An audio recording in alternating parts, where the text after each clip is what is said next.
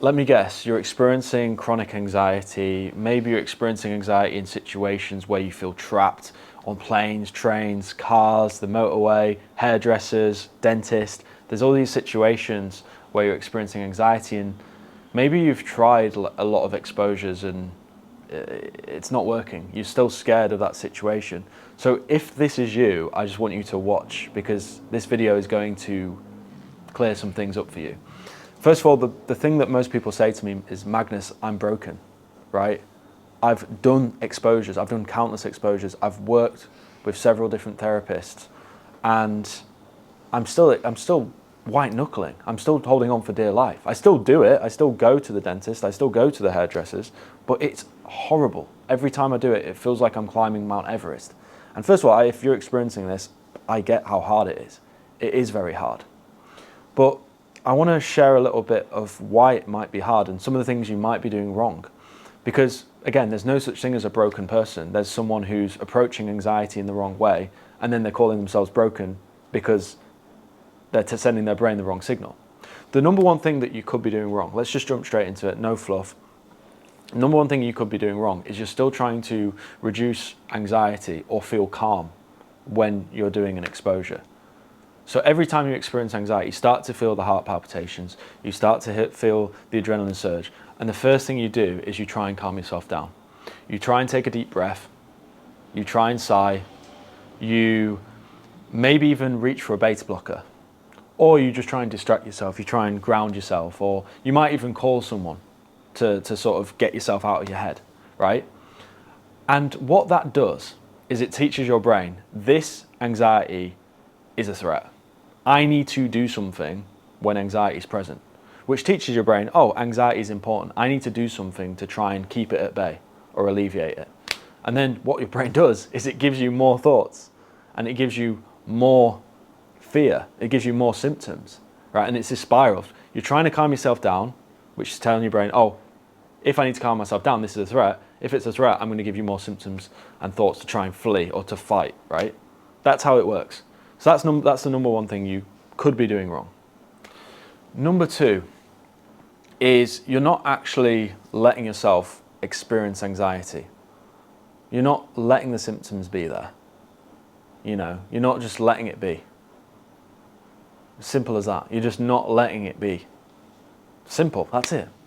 Number three, you're engaging with every thought that comes into your brain. Every thought that comes up that tells you, what if this gets worse? What if I spiral? What if people notice I'm anxious? You engage with it. You focus on it. You fixate on it. You think, oh, because it's come up, that's what's going to happen. I'm going to lose control because the thought told me I was going to lose control. You take it seriously. Or maybe you try and think positively. Oh, this isn't going to happen. I'm not going to do that. It's not going to happen. Right? So you try and think positively. Or you just try and reframe it. You try and reframe it. Like, oh, this is okay. This can happen. It's only temporary. But you're still feeding it with your focus. You're still giving it life because you're giving it focus. You're giving it energy. And that's the wrong approach. You need to disengage from that thinking. You need to notice it and move your attention on. Because you feeding it with any thought, with any response, is telling your brain it's important. So that's another rabbit hole. And that's where a lot of people get stuck, engaging with their thoughts, their spiraling thoughts, instead of just doing nothing.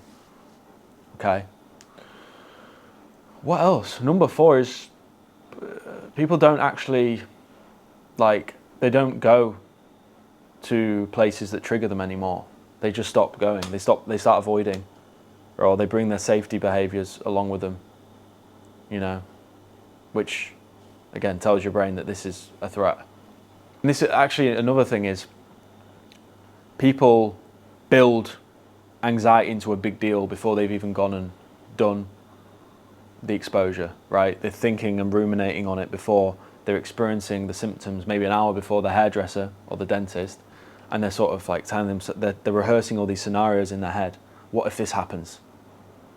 What will I do if that happens? What will I do? What will I say if I feel anxious in front of that person? How will I combat this? You're rehearsing all these scenarios. You're living in the future, which is creating more fear in your body in the present.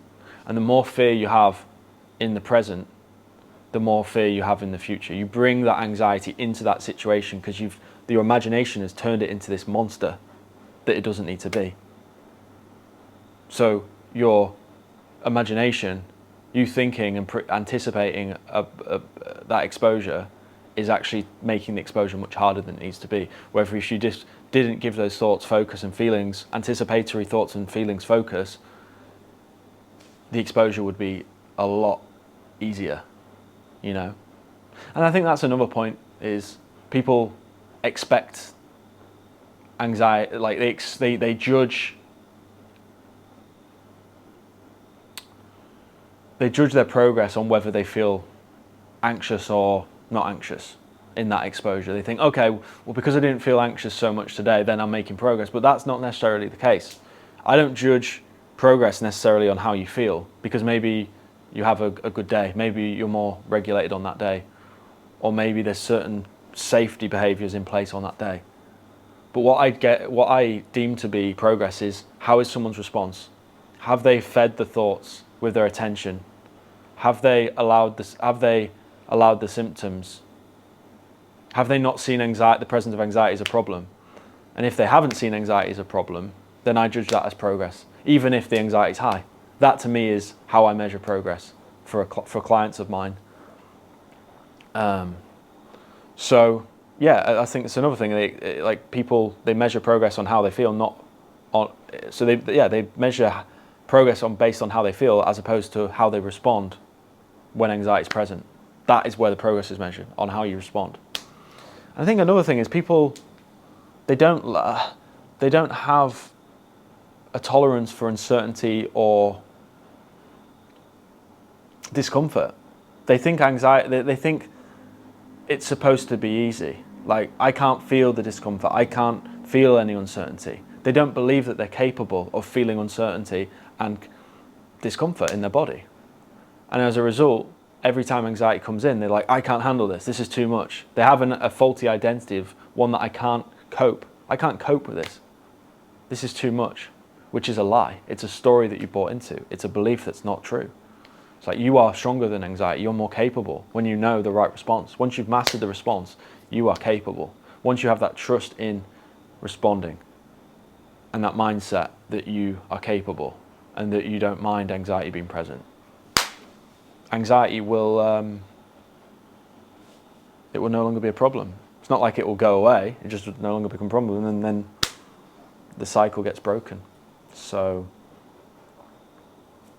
there you go. That's where people go wrong. Those are the 7 things that people do wrong in approaching anxiety recovery, and then they label themselves as broken.